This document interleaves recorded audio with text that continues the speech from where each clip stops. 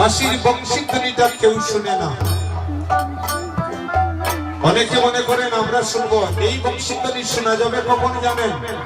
যেদিন জীবনে কারো প্রতি হিংসা দেশ নিন্দা কিছু থাকবে না, সেই দিন ওই পদ্মবিলে বসে বংশীধ্বনি শুনতে পারবেন। এই বংশীধ্বনি গুলো শুনতে পারবেন। এই বংশীধ্বনি একটু পরে বলবো। এই বংশীধ্বনি গুলো শুনে কারা? এই জগতে যারা কীট পতঙ্গ পশু পাখি সবাইকে যেদিন সমদৃষ্টিতে পূজা করতে পারবে, তারা সেই দিন বৃন্দাবনের বংশীধ্বনি শ্রবণ করতে পারবে। বংশীধ্বনি কিন্তু এমনিতে শোনা যায় না। বাঁশি আজও বাজে, এখনো বাজে।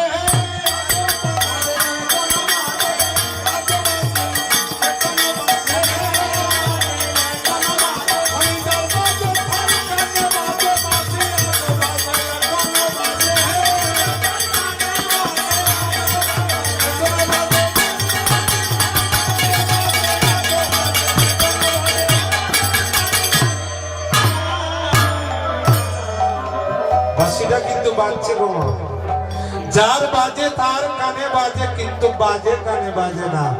আমার মতো অবাগার যে বদির কর্ণ, এই বদির কর্ণে কৃষ্ণ নাম শোনা যায় না। যার বাজে এখনো বাজে, বাঁশিটা কিন্তু এখনো বাজছে বৃন্দাবনে। যে যে ভাগ্যবান ভাগ্যবতী এই বংশীধ্বনি শুনছে, কিন্তু বংশীধ্বনি শুনছে কারা? বৃন্দাবনের গাভী বৎসগণ, বৃন্দাবনের ধেনু বৎসগণ, তারা সেই বৃন্দাবনের বংশীধ্বনি শুনছে। তারা কিভাবে ডাকছে? হাম্বা,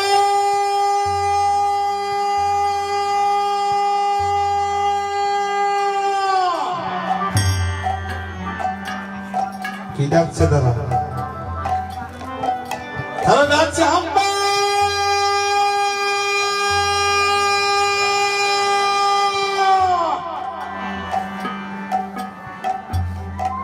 কিন্তু আসলে হাম্বা নয়, ডাকছে তারা হাবা হাবা হাবা হাবা হাবা হাবা হাবা। তারা ডাকছে হাবা হাবা বলে। কি জানো বিদ্যাপতি ওই জায়গায় একটা পদ রাখলেন, হে গোবিন্দ মাধব বহুত মিনতি করিত দেহি তুলসী দিল এ দেহ সমর্পিল গয়ানা জনি চুল বিময়। আমাকে মানুষ কুলে জন্ম দেও বা না দেও তাতে আমার কোনো দুঃখ নাই। আমাকে যদি তুমি পশু কুলেও জন্ম দাও আমার কোনো দুঃখ নেই, তবে আমাকে ওই পশু বানাইও যে পশু সদা নন্দের গোয়ালায় থাকে। আমাকে ওই পাখি বানাইও যে পাখি সোনা রাধা গোবিন্দের কুঞ্জে থাকে। আমাকে ওই কীট বানাইও যে কীট সেবার ফুলের মধু লুবে। কিন্তু আমাকে মানুষ কুলে জন্ম দাও, আমি একথা বলবো না। আমাকে যদি পশু কুলেও জন্ম দাও, মাধব বহুত মিনতি করিত দেই তুলসী দিল এ দেহ সমর্পিল দয়ানা জনি চুল বিময়। কি হয় মানুষ পশু অথবা কীট পতঙ্গ যেই না কুলে জন্ম হোক না কেন, তুয়া বলে তাকে যেন পরসঙ্গ।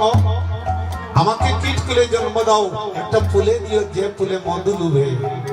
আমাকে পশু কুলে জন্ম দাও, আমাকে নন্দের গোয়ালায় জন্ম দাও যেন আমি সদা গোবিন্দ দর্শন করতে পারি। আমাকে পাখি কুলে জন্ম দাও, আমি যেন রাধা কৃষ্ণের কুঞ্জে থাকতে পারি। মহাজন বললেন এমন জন্মে হরিনা বজিলে তুই সে আবার মানুষ কবে? আমরা মানুষ বলে চিৎকার করি। মহাজন বললেন মানুষ আকার হইলে কি হয় করহ ভূতের কাম, এমন বদনে বলিতে না পারো রাধা গোবিন্দ নাম। চক্ষু কর্ণ নাসিকা মস্তক থাকলে তাকে মানুষ বলে না। মানুষ বলে জন্ম নিলে ভাইরে মানুষ বলি কয় না তানে।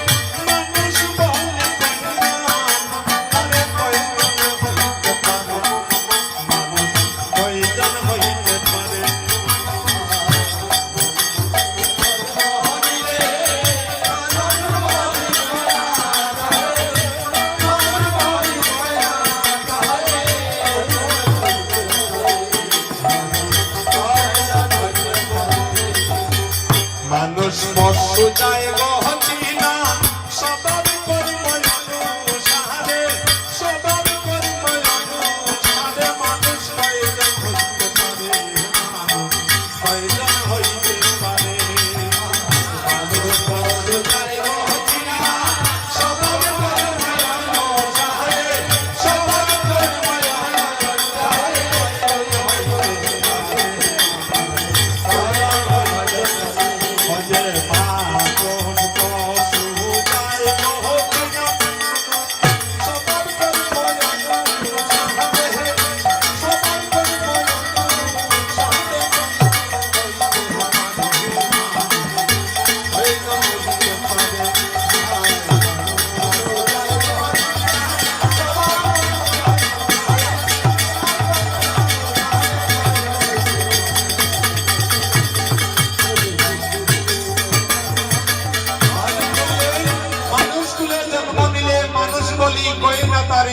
মানুষ পশু যায় চিনা তার স্বভাব কর্ম অনুসারে।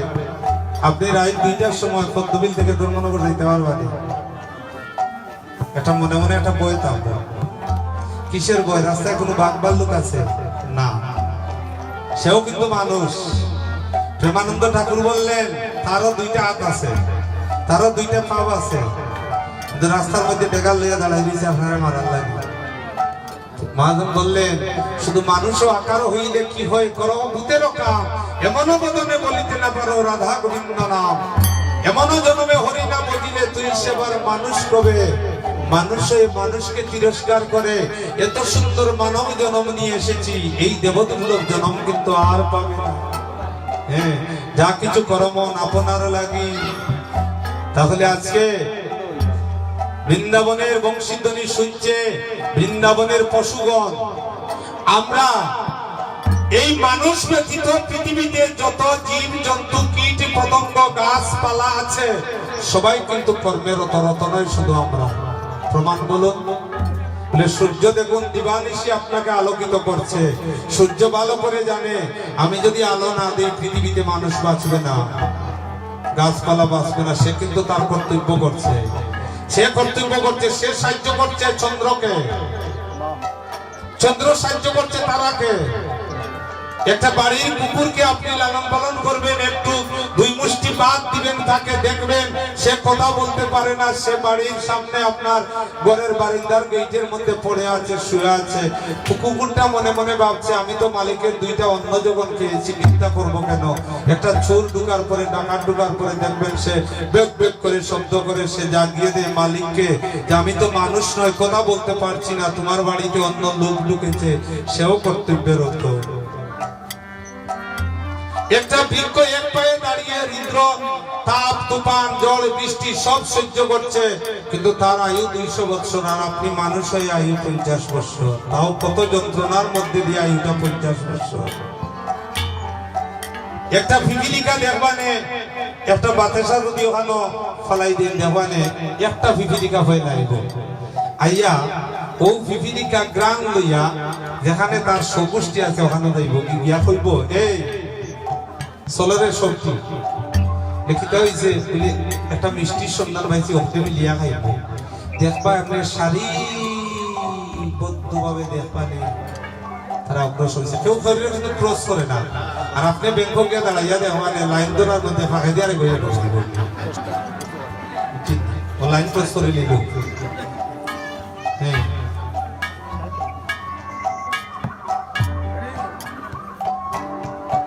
কথাগুলারে আপনারা মাতিও না গেছে গোবিন্দা, যাওতে আস্তে আস্তে যাও গিয়া।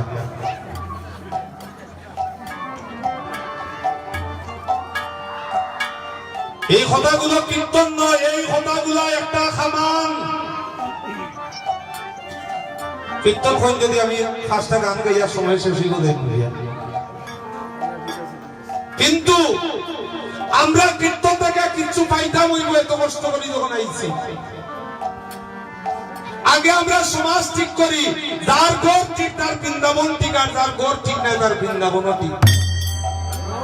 বৃন্দাবন দিয়ে কিতা কথা, বৃন্দাবন তো আপনার ঘরের মধ্যে বাইয়ে বাইয়ে বেজাল মাঝে দিয়ে দেওয়াল, এক ভাই আর ভাই লোকে মাথে না গেছেন কি বৃন্দাবন কৃষ্ণ ভাই না ভাই বাইরে বাইরে চিন্তা না বৃন্দাবনীকে কৃষ্ণ বাহিনী বানি ওই ঘটনা হওয়ার জন্য বাংলাদেশ শ্রীমঙ্গল বাড়াউড়া গ্রামে 2 ভাই 32 বছরের মনোমালিন্য শেষ হইয়া যায়।